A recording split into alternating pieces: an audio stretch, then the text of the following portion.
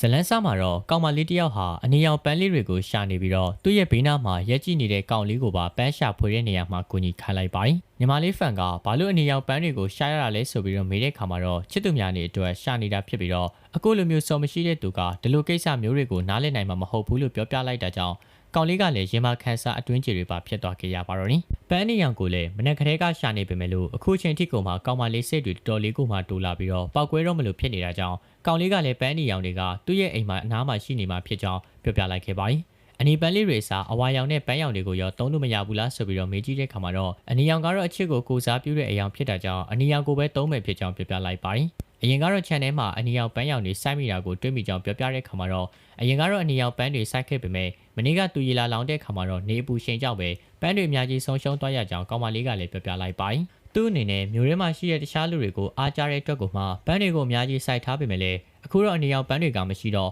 ပန်းရောင်အဝါနဲ့ကိုမှခန်းရောင်တွေသာကြံခဲ့တော့ကြောင်းကိုပြောပြလိုက်ပါတယ်။ကောင်လေးကလည်းအဲ့ဒါဆိုရင်သူတို့တွေဘာလို့ကြမလဲဆိုပြီးတော့မေးကြည့်တဲ့ခါမှာတော့ကောင်မလေးကလည်းသူတို့တွေ Valentine Day မရောက်ခင်အနီရောင်ပန်းတွေကိုရသလောက်ဆိုပြီးတော့ Valentine Day ရောက်မှာပန်းတွေကိုရှောင်ပြီးတော့အဲဒီကရလာတဲ့ပတ်စံနဲ့အိမ်တလုံးကိုဝယ်မှာဖြစ်ကြောင်းသဘောကျကပြောဆိုလိုက်ပြီးတော့ကောင်လေးကိုရောဘလို့ထက်လဲဆိုပြီးတော့မေးလိုက်ပါတယ်။ကောင်မလေးကလည်းသူ့ရဲ့တလိษံလေးတွေကိုရောပန်းကိုရှာတွေ့လာမေးပေမဲ့လို့တလိษံလေးတွေကတော့သူတို့တွေတမျိုးလုံးကိုရှာကြည့်ပြီးမြို့ထဲမှာအနီရောင်ပန်းလည်းမရှိသလိုပန်းနဲ့တူတာလည်းဘာမှကိုမှမရှိကြောင်းနဲ့ဆာကူရာပန်းတွေပဲတွေ့ရကြောင်းနဲ့သူထင်မြို့ထဲမှာပန်းအနီရောင်တွေအကုန်လုံးကပျောက်သွားပြီထင်ကြောင်းကိုပြောပြလိုက်ပါတယ်။ကောင်မလေးကလည်း Valentine Day မတိုင်ခင်သူ့အနေနဲ့ပန်းအနီရောင်တွေရအောင်လို့ဘာလို့တင်လဲဆိုပြီးတော့တိုင်ပင်ကြည့်ခဲ့တဲ့ခါမှာတော့ချွတ်ကလေးကလည်းအိမ်တစ်ကိုဝယ်ပြီးတော့အဲ့ဒီမျိုးမှာရှိတဲ့ပန်းတွေကိုစုဆောင်းတင်ကြောင်းပြောပြပေမဲ့ကောင်လေးကတော့သူတို့တွေအစာစားဖို့အရင်စဉ်းစားတင်နေဖြစ်ကြောင်းကိုပြောပြပါတယ်။သူတို့တွေအနေနဲ့အစားအစာကိုကောင်းကောင်းမွန်မွန်မစားရတာကလည်းတော်တော်ကြာနေပြီဖြစ်တာကြောင့်အဲ့ဒါကိုပဲအရင်ဆုံးအလေးထားပြီးတော့စဉ်းစားတင်ကြောင်းကိုပြောပြပါတယ်။အဲ့ဒါဆိုအခုမှကောအကြံစီလေးပါလေးရှိလားဆိုပြီးတော့မေးကြည့်တဲ့ခါမှာတော့သူစီမှာပါကြံစီမှာတော့မရှိပေမဲ့လို့သူအနေနဲ့ပန်းတွေရှိတဲ့နေရာကိုတော့တိကြောင်းကိုပြောပြလိုက်တာကြောင့်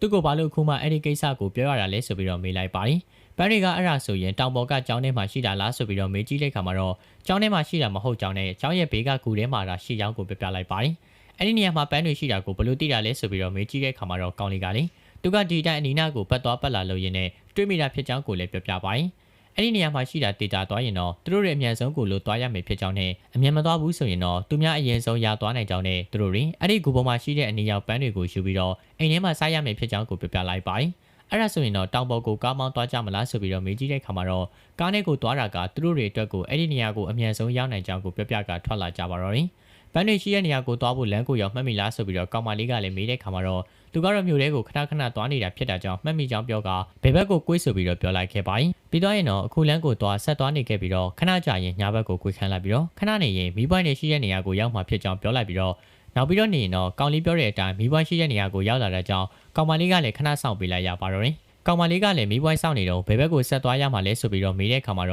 ာ့ညာဘက်ကိုကွေးရမှာဖြစ်ကြောင်းပြောနေပေမဲ့ကောင်မလေးကတော့အခုကမီးပွိုင်းမိနေခြင်းဖြစ်တာကြောင့်သွားလို့မရသေးကြောင်းကိုပြောပြလိုက်ပါတယ်။ကောင်လေးကလည်းသူကအခုသွားခိုင်းတာမဟုတ်ပေနဲ့အခုမီးနေတာကိုစောင့်ပြီးတော့မီးစိန်သွားကကြာမှသွားရမှာဖြစ်ကြောင်းကိုပြောပြလိုက်ပါတယ်။ကောင်မလေးကလည်းကောင်လေးပြောတဲ့အတိုင်းကိုလုံးနေပေမဲ့လို့အခုချိန်ထိကိုမှတောင်တက်လန်းကိုမတွေ့ရသေးတာကြောင့်လမ်းတီတာကိုတေချာလို့လားဆိုပြီးတော့မေးပေမဲ့လို့ကောင်လေးကတော့သူပြောတဲ့အတိုင်းသာသွားဖို့ကိုပြောလိုက်ပါတယ်။ကောင်မလေးကလည်းကောင်လေးပြောတဲ့လမ်းတိုင်းကိုသွားရင်းနဲ့ခဏကြာမှတောင်တက်လန်းတစ်ခုကိုတွေ့တာကြောင့်တက်လာလိုက်ခဲ့တဲ့ခါမှာတော့အရှင်ပြပြနဲ့ကိုပြပြပပမောင်းနေနေတာကြောင့်ကောင်လေးကလည်းကောင်မလေးကိုတတိထားပြီးတော့မောင်းဖို့တာပြောလိုက်ပါတယ်။ကောင်လေးတတိပေးပြီးတဲ့အချိန်မှာပဲခဏကြာမှကားကဘရိတ်ကမမီးတော့တာကြောင့်ကောင်လေးကိုပြောနေတဲ့အချိန်ကားရဲ့အရှင်ကအနှဲငယ်မြန်နေတာကြောင့်ကားကလည်းချက်ချင်းပဲလမ်းကိုချော်ပြီးတော့မှောက်ကျသွားပါတော့တယ်။ကောင်မလေးကလည်းခုလိုမျိုးသူတို့တွေအကုန်လုံးအဆင်ပြေကြောင်းနဲ့ပြောလိုက်ခဲ့ပြီးတော့သူတို့တွေတကယ်လို့တောင်ထိပ်ကိုရောက်မယ်ဆိုရင်တော့မှသူတို့မှာပန်းတွေကိုတဲဖို့ကားမရှိတော့ကြောင်းနဲ့အခုဘာလို့ဆက်လုပ်ကြမလဲဆိုပြီးတော့မေးလိုက်ပါတယ်။ကောင်လေးကလည်းပတ်ဝန်းကျင်ချင်းတွေကိုတစ်ချက်ကိုအကဲခတ်လိုက်ပြီးတော့သူတို့အခုရောက်နေတဲ့နေရာကရဲတိုက်လိုအစာအုပ်တစ်ခုရှိတာကြောင့်အဲ့ဒီနေရာကိုသွားတင်ကြောင်းပြောကနှစ်ယောက်သားကတော့ထွက်လာကြပါတော့တယ်။ကောင်လေးနဲ့ကောင်မလေးတို့ကလည်းအစာအုပ်နားကိုရောက်တဲ့ခါမှာတေ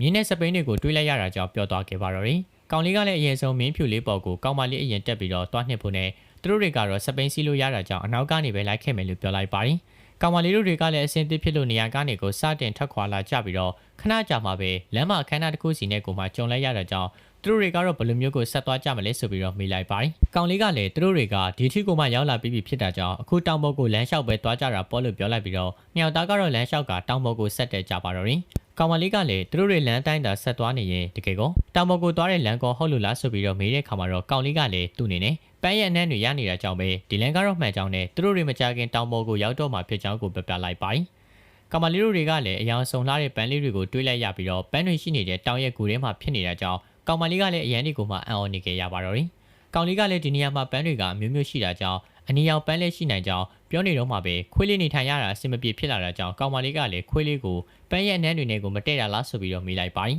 ။ကောင်မလေးကလည်းခွေးလေးကပန်းအနှံ့တွေနဲ့ကိုမတည့်တာကြောင့်သူတို့ရဲ့အနီရောင်ပန်းကိုအမြန်ဆုံးရှာပြီးတော့ဒီကနေကိုဆင်းသွားရမယ်ဖြစ်ကြောင်းကိုပြောပြနေပြီးတော့ကောင်လေးကလည်းဒီနေရာမှာတစ်ခုခုထူးဆန်းနေကြောင်းပြောပြပေမဲ့ကောင်မလေးကတော့ရာသီဥတုမှောင်လာလို့တာအဲ့ဒီလိုမျိုးခံစားရတာဖြစ်ပြီးတော့သူတို့လည်းရှိနေတာကြောင့်ဘာကိုမှကြောက်စရာမလိုကြောင်းကိုပြောပြပါတယ်။ကောင်မလေးကလည်းအခုရတဖြည်းဖြည်းနဲ့ကိုမှညာဘက်ကိုရောက်နေပြီဖြစ်တာကြောင့်သူတို့တွေအနီရောင်ပန်းကိုရှာပြီးတော့အမြန်ဆုံးတောင်အောက်ကိုဆင်းရမယ်ဖြစ်ကြောင်းကိုပြောပြတဲ့အခါမှာကောင်မလေးကလည်းတောင်ပေါ်ကိုလာခဲ့ရတဲ့လမ်းတွေကအရန်ကုန်မှများတာကြောင့်မမမိတော့ကြောင်းကိုပြောပြလိုက်ပါတယ်။ကောင်မလေးကလည်းအခုတော့သူတို့တွေကအရင်ဆုံးအနီရောင်ပန်းတွေကိုတွေ့ရလို့ရှာမယ်ဖြစ်ကြောင်းနဲ့ကြံခဲ့တဲ့ဟာတွေကိုပြီးမှသာစဉ်းစားကြမယ်ဖြစ်ကြောင်းကိုပြောကဆက်ရှာကြပါတော့တယ်။ကောင်မလေးတို့တွေကလည်းတောင်ပေါ်မှာပန်းကိုတန်နေရရအရောက်မှထိုးဆန်းတာတခုတွေးလိုက်ရတာကြောင့်ကောင်လေးကလည်းကောင်မလေးကိုပြလိုက်တဲ့အခါမှာကောင်မလေးကလည်းအရန်ကိုမှအံ့ဩသွားခဲ့ရပါတယ်။ကိုရဲကဒီအနီရောင်ပန်းကြီးကလည်းအရန်ကိုမှကြီးတယ်လို့ဘေးနားမှာအငွေ့တွေကလည်းထွက်နေတဲ့ပြင်ကုန်မှာအနီရောင်ပန်းကလည်းကိုရဲမှာမရှိဘဲနဲ့ဒီနေရာမှာပဲတွေ့ရကြောင်းတွေးနေခဲ့မိပါတော့တယ်။ကောင်လေးကလည်းသူတို့တွေဒီပန်းကြီးကိုဘယ်လိုမျိုးတည်သွားကြမလဲဆိုပြီးတော့မေးတဲ့အခါမှာတော့ကောင်မလေးကလည်းဒီနီယောင်ပန်းကအရန်ကုန်မှကြီးတာကြောင့်အဲ့ဒီပန်းကိုမတည်ပဲနဲ့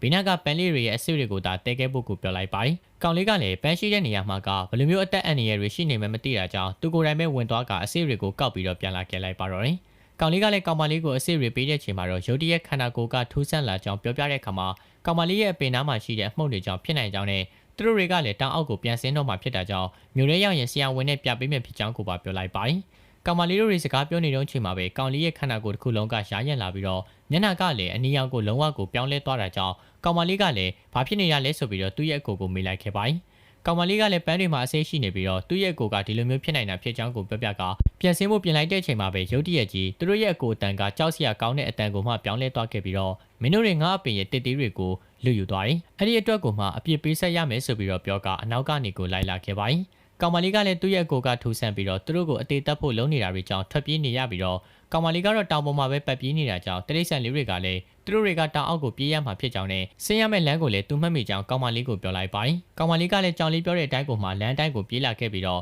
အနောက်ကနေလည်းမကောင်းဆိုးဝါးဖြစ်နေတဲ့သူ့ရဲ့အကိုကရောက်လာတာကြောင့်ကောင်မလေးကလည်းအကျွေးရှင်တွေလက်ထဲကပြေးရတဲ့လူတစ်ယောက်လိုမျိုးပတ်ပြေးနေခဲ့ရပါတော့တယ်။အဲ့ဒီအချိန်မှာပန်းရှိတဲ့ကိုရဲကလည်းနှက်ဆိုးတစ်ကောင်ကထွက်လာခဲ့ပြီးတော့ဒီဘက်ကိုမကောင်းတဲ့စိတ်နဲ့လာရှာရင်ရှာတဲ့သူတွေကမကောင်းဆိုးဝါးဖြစ်ကိုမှပြောင်းလဲသွားမှာဖြစ်ပြီးတော့မြစ်တစိတ်နဲ့လာရှာမှသာပန်းကိုယူသွားနိုင်မှာဖြစ်ကြောင်းနဲ့အခုတော့သူ့ရဲ့ပန်းကိုလောဘစိတ်နဲ့လာယူတဲ့သူတွေတော့မကြခင်မှာအဆုံးတက်ရတော့မယ်ဖြစ်ကြောင်းကိုပြောကသဘောကျစွာနဲ့ကိုရဲမောနေခဲ့ပါတော့တယ်ဇလန်လေးကလည်းဒီလိုနဲ့ပဲဒီမာရင်ကိုပြီးဆုံးသွားပါတယ်နော်အဆုံးထိကြည့်ရှုပေးကြလို့လည်းအားလုံးကိုကျေးဇူးတင်ပါတယ်ခင်ဗျာ